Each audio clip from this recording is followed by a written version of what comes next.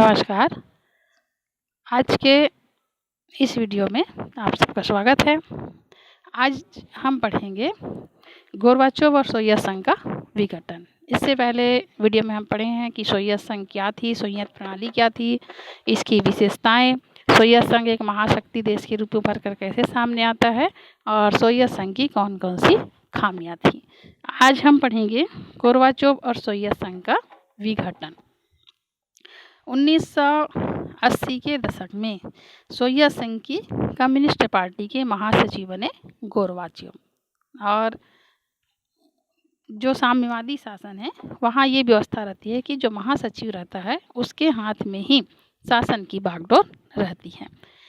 अब इसमें गोर्बाचोव जैसे ही महासचिव बनता है तो अपने देश को आगे लाने के लिए वो पश्चिमी देशों की तुलना करने लगता है और पश्चिमी देशों की बराबरी के लिए वो देश में कुछ सुधार पर बल देता है। इसी सुधार में वो चाहता है कि अब हम पश्चिमी देशों से सामान्य संबंध बनाएं ताकि हम सभी का लाभ ले सकें। फिर लोकतांत्रिक स्वरूप जो है लाना चाहिए और देश में लोकतंत्र स्वरूप को लाते हुए कुछ सुधार करना चाहिए। अब इन्होंने जो फैसला लिया, इस फैसले का किसी को अंदाज़ा नहीं था, स्वयं कम्युनिस्ट पार्टी के लोगों को भी अंदाज़ा नहीं था। तो उनके इस फैसले से कम्युनिस्ट नेता भी नाराज हो गए, क्योंकि कम्युनिस्ट घोर विरोधी थे पूंजीवादी व्यवस्था के, अमेरिका सहित अन्य यूरोपीय देश के। गोर्बाचोव के द्वारा अचानक से लिया गया ये निर्णय कम्युनिस्ट पार्टी के नेताओं को भी अचरज में डाल दिया। और इसी बीच में विश्व राजनीति में कुछ घटना घटी थी जिसमें पूर्वी यूरोप के कुछ देश जो है सोवियत संघ के प्रभाव थे। तो उन देशों में अब सोवियत संघ में जो साम्यवादी शासन व्यवस्था है, साम्यवादी सरकार वहाँ पर भी थी, तो वहाँ जितनी भी सरकार हैं वो गिरने लगी। यानी यूरोपीय देशों में जो सोवियत संघ के प्रभाव वाले देश थे वहाँ की सरकारें लगातार गिरने लगी। अब जब सरकार गिरेगी तो स्वाभाविक है वहाँ पर नई सरकार बनेगी और नई सरकार सोवियत संघ का साथ ना दे करके हो सकता है दूसरे का साथ दे। तो यहाँ सोवियत संघ की शक्ति जो है वो कमज़ोर साबित हुई।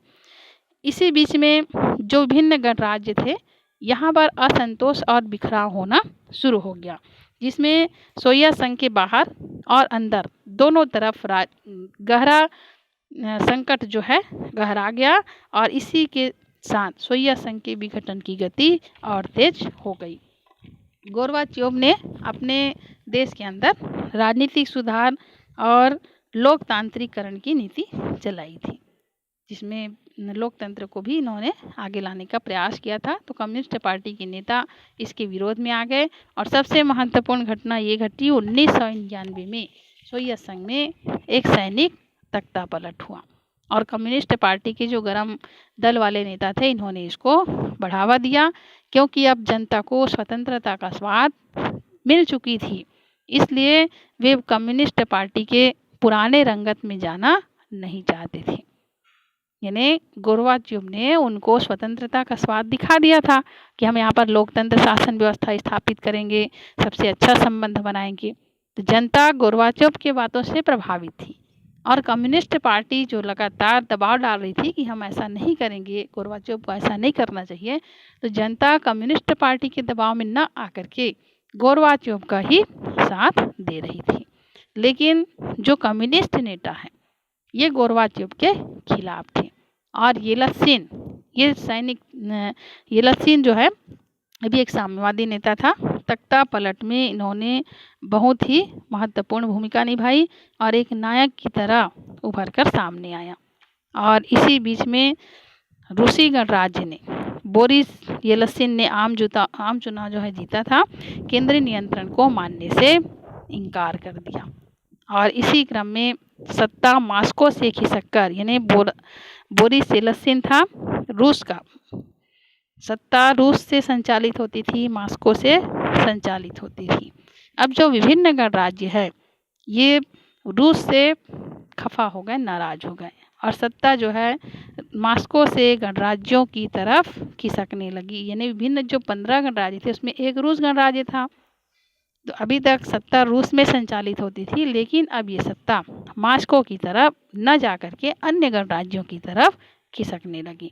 ऐसा खास करके उन भागों में हुआ जो भाग ज़्यादा करके जो यूरोपीकृत थे, मतलब यूरोप के नियंत्रण में थे और अपने आप को संप्रभु सर्वोच्च शक्ति मानते थे। सोवियत गणराज्य में रहने की उनकी दिली इच्छा नहीं थी। अब इसमें आश्चर्यजनक तौर पर एक बात सामने आती है कि मध्य एशियाई गणराज्य ने अपनी स्वतंत्रता की मांग नहीं की।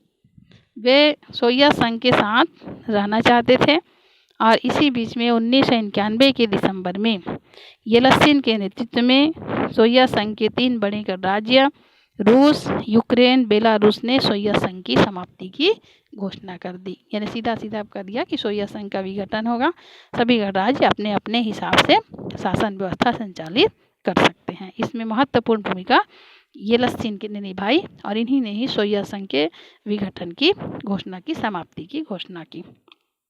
सोवियत संघ का विघटन क्यों हुआ? तो सोवियत संघ के विघटन के कई कारण थे, जिसमें सबसे पहला है कम्युनिस्ट पार्टी का अंकुश। सोवियत संघ में कम्युनिस्ट पार्टी ने 70 सालों तक शासन किया। कम्युनिस्ट पार्टी का अंकुश ही पूरे देश में रहा।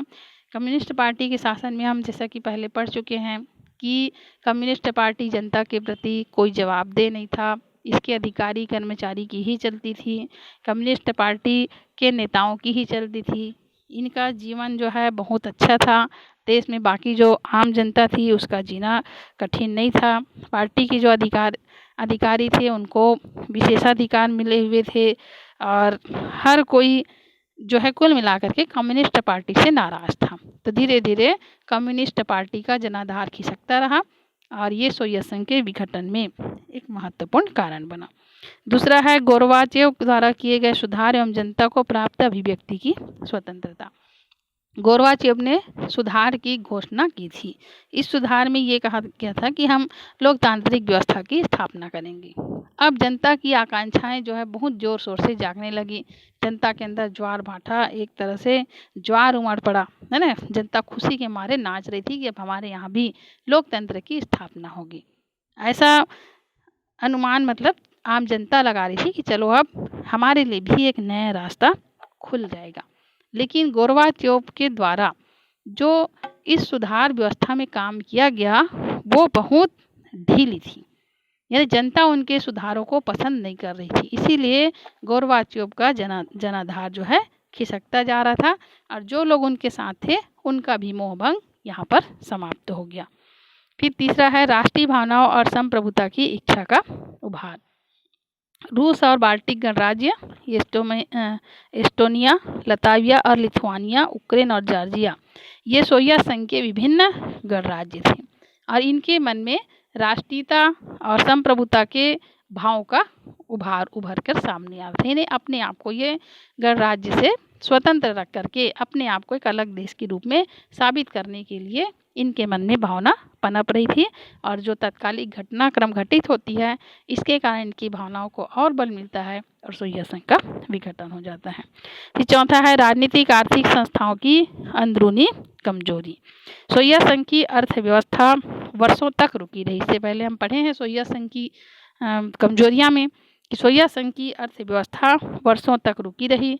उपभोक्ता बाजार में व्यापक कमी हो गई, वस्तुओं की महंगाई जो है बढ़ने लगी और इसी कारण जो वहाँ की अधिकांश आबादी है अपनी राज व्यवस्था को संदेह की नज़र से देखने लगी। सोवियत संघ की आर्थिक और राजनीतिक असमानताएं भी यहाँ पर राजनीतिक संस्थाएं जो है ये कमज़ोर हो चुकी थी और जनता की इच्छाओं को ये पूरा नहीं कर पाई थी और इसके कारण सोवियत संघ को विभाजन का सामना करना पड़ा। फिर पांचवा है संसाधनों का अधिकांश परमाणु हथियार व सैन्य साजो सामान पर रोक। सोवियत संघ की अर्थव्यवस्था में गतिरोध आने का कारण ये है कि सोवियत संघ ने अपनी जितनी भी संसाधन हैं उसका अधिकांश हिस्सा परमाणु हथियार के साजो सामानों पर ही लगा दिया था। साथ ही उसने जितने भी यूरोपीय देश थे जो उसके पिछलग्गू थे जैसे अफगानिस्तान का हम उदाहरण देखें पिछले इसमें सोवियत संघ की खामियां में, तो ऐसे देशों को सोवियत संघ सहायता देता था और अपने संसाधन का उपयोग अपने देश में न लगा करके इन देशों में लगा रहा था जो इसके पिछलग्गू थे। इसकी मुख्य वजह ये थी, सोवियत संघ ही चाहता था कि ये देश मेरे नियंत्रण में बने रहें। इससे क्या है, सोवियत संघ पर गहरा आर्थिक दबाव पड़ा। अभी तक सोवियत संघ कोई भी सामान आयात नहीं करता था, खाने पीने की वस्तु, अब उसको सामान भी आयात करना पड़ा और आर्थिक गतिरोध यहाँ पर आने लगी। ये भी विभाजन का एक कारण बनता है। और अंतिम है औद्योगिकरण के क्षेत्र में पिछड़ना। औद्योगिकरण के विरोध के कारण यानी कम्युनिस्ट पार्टी में ये होता है कि ये औद्योगिकरण या पूंजीपति का विरोध करते हैं और इसी विरोध के चलते यहाँ पर औद्योगिकरण नहीं हो रहा था। तो औद्योगिकरण के विरोध के चलते सोवियत संघ में विज्ञान और तकनीकी का विकास नहीं हो सका। ये लोग अभी भी अपने पुरानी परंपरागत तरीके से ही अपने देश में जी रहे थे। कृषि के द्वारा देश का विकास उस तीव्र गति से नहीं हुआ जितना कि होना चाहिए और पश्चिमी देशों का हुआ था, क्योंकि यहाँ पर उद्योग धंधे स्थापित नहीं थे, इसलिए कृषि का विकास भी नहीं हो पाया। उद्योग धंधे और कृषि दोनों एक दूसरे से जुड़े हुए होते हैं। कृषि कार्य के लिए उद्योग धंधे में ही हर साजो सामान बनता है। यहाँ पर उद्योग धंधे स्थापित नहीं था, इसीलिए कृषि कार्य भी पिछड़ते चले गया, क्योंकि लोग पुरानी परंपरागत तरीके से ही यहाँ पर खेती किसानी करते थे। अब इसी क्रम में सोवियत संघ पश्चिमी देशों से पिछड़ जाता है और इससे क्या है, सोवियत संघ के लोगों को मनोवैज्ञानिक धक्का पहुंचता है। सोवियत संघ नाराज हो जाते हैं अपने नेता से, गोर्बाचेव से, और ये भी सोवियत संघ के विभाजन का एक कारण बनता है। तो सोवियत संघ का विघटन क्यों हुआ, इसमें 6 पॉइंट है, महत्वपूर्ण प्रश्न है, इसको अच्छे से देख लेंगे। और फिर अगले वीडियो में हम पढ़ेंगे उत्तर साम्यवादी शासनकाल में लोकतांत्रिक राजनीति एवं पूंजीवाद का प्रवेश। तब तक के लिए नमस्कार।